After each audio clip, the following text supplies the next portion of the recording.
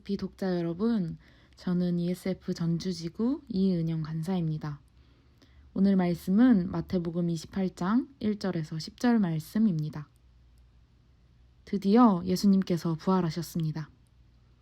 안식일이 지나고 안식 후 첫날, 지금으로 치면 주일 새벽에 막달라 마리아와 다른 마리아가 무덤에 찾아갑니다. 예수님을 너무나 사랑했던 여인들이었기 때문에 예수님의 시신에 향처리를 하기 위해 안식일이 끝나자마자 새벽부터 무덤을 찾습니다. 그때 큰 지진이 일어났고 번개와 같은 모습으로 천사가 나타나자 무덤을 지키던 군인들은 기절하게 됩니다. 천사는 여인들을 향해 두려워하지 말라고 말하며 예수님께서 부활하셨다고 전합니다. 그리고 빨리 가서 제자들에게 예수님의 부활의 소식을 전하라고 합니다. 그렇게 부활의 소식을 전하기 위해 달려가는 길에 그토록 사랑하던 예수님을 만나게 됩니다. 예수님은 여인들을 향해 샬롬이라고 인사를 합니다. 평안하니? 라고 인사하신 거죠.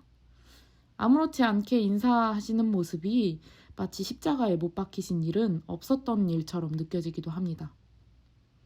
그러나 예수님께서 샬롬이라고 인사를 한 게 어쩌면 참 당연한 것 같습니다.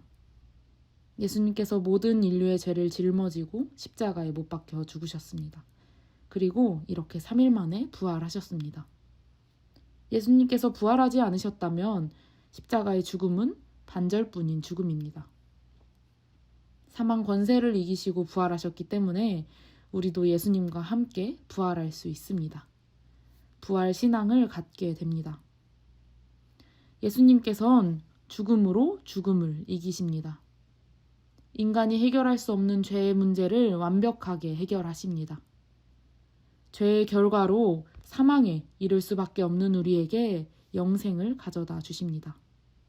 그러니 샬롬이라는 인사가 당연하지 않겠습니까? 우리를 얽매고 있던 죄의 사슬은 끊겼습니다.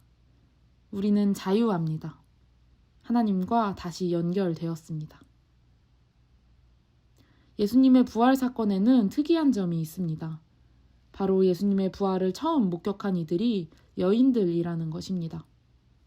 제자들도 아니었고 무덤을 지키던 군인들도 아니었습니다. 예수님께서는 여인들에게 먼저 나타나십니다. 예수님을 너무나도 사랑했던 여인들이었습니다. 어떻게 큰 무덤에 돌을 옮길지는 잘 모르겠지만 예수님을 너무나도 사랑했기 때문에 시신을 수습하기 위해 몰약과 향유를 가지고 무작정 무덤으로 갔습니다. 그런 여인들에게 예수님께서는 먼저 모습을 보이십니다. 부활의 소식을 가장 먼저 전하십니다. 성경은 이렇게 여인들을 첫 번째 증인으로 내세웁니다.